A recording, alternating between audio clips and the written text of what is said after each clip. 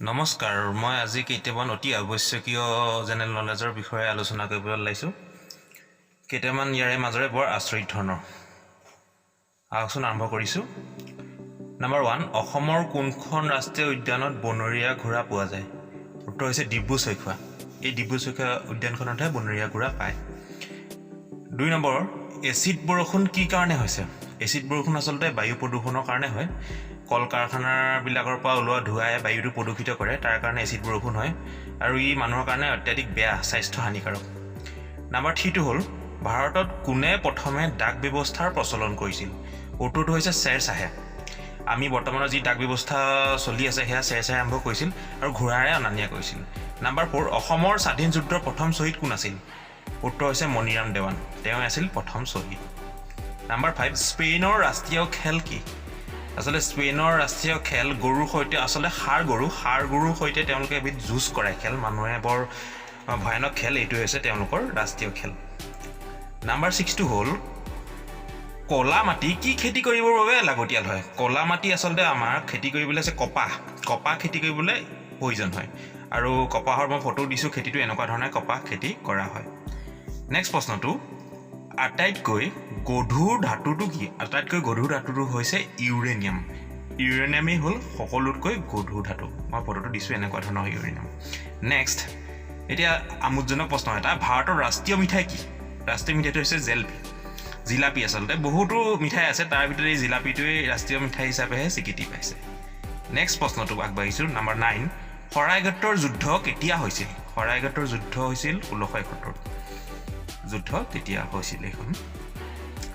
তাৰপিছত আগবাঢ়িছোঁ নেক্সট প্ৰশ্নটো নম্বৰ 10 এছিয়াৰ ভিতৰতে ডাঙৰ শুকান মাছৰ বজাৰখন কোন ঠাইত আছে এইটো অসমৰ জাগিৰোডত আছে ইও এক আচৰিত কথা সম্পূৰ্ণ গোটেই এছিয়াৰ ভিতৰতে এখন ডাঙৰ শুকান মাছৰ বজাৰ নম্বৰ 11 হ'ল অসমৰ প্ৰথম মহাবিদ্যালয়খনৰ নাম কি উত্তৰ হৈছে কটন মহাবিদ্যালয় এইখনে হৈছে অসমৰ প্ৰথম মহাবিদ্যালয় আৰু এইখন 1901 চনত স্থাপিত হৈছিল নেক্সট প্ৰশ্নটোলৈ আগবাঢ়িছোঁ নম্বৰ 12 কোনটো খেলৰ ৰজা বুলি কোৱা হয় ইয়াৰ উত্তৰটো হৈছে ফুটবলেই হৈছে সম্পূৰ্ণ গোটেই পৃথিৱীখনৰ ভিতৰত এক জনপ্ৰিয় খেলৰ ৰজা বুলি কোৱা হয় 13 নম্বৰ বিশ্বৰ আটাইতকৈ অপৰিষ্কাৰ মহানগৰ কোনখন এইটো এটা দুখৰ কথা আমাৰ ভাৰতৰ এখন মুম্বাই চহৰখনে হৈছে আটাইতকৈ অপৰিষ্কাৰ মহানগৰ হিচাপে স্বীকৃতি পাইছে বহুত লেতেৰা মহানগৰ হিচাপে পৰিগণিত 14 নম্বৰ বিশ্বৰ আটাইতকৈ ডাঙৰ বাঘটোৰ নাম কি এই বাঘটোৰ নাম হৈছে ৰয়েল বেংগল টাইগাৰ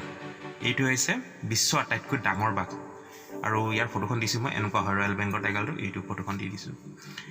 নেক্সট প্ৰশ্নটোলৈ আগবাঢ়িছোঁ নম্বৰ 15 ভাৰতৰ কোন ৰাজ্যই প্ৰথমে বন সংৰক্ষণ বাহিনী গঠন কৰে এইটো আমাৰ কাৰণে গৌৰৱৰ বিষয় অসমেই প্ৰথমে বন সংৰক্ষণ বাহিনী গঠন কৰিছিল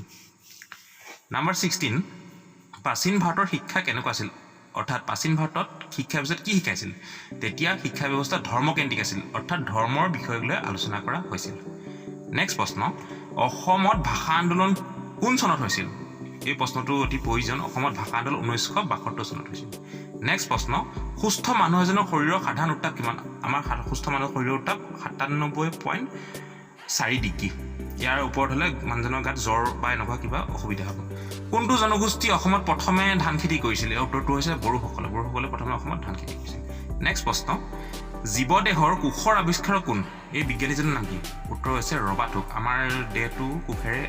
গঠিত এই কোষৰ আৱিষ্কাৰ হৈছে ৰবাৰ্ট হুক এনেকুৱা ধৰণৰ হয় পদটো হিউমেন চেলটো ধন্যবাদ আজি এইকেইটা প্ৰশ্নই আছিল উত্তৰ ভাল লাগিলে ভিডিঅ'টো ছাবস্ক্ৰাইব কৰিব ইমানেই আছে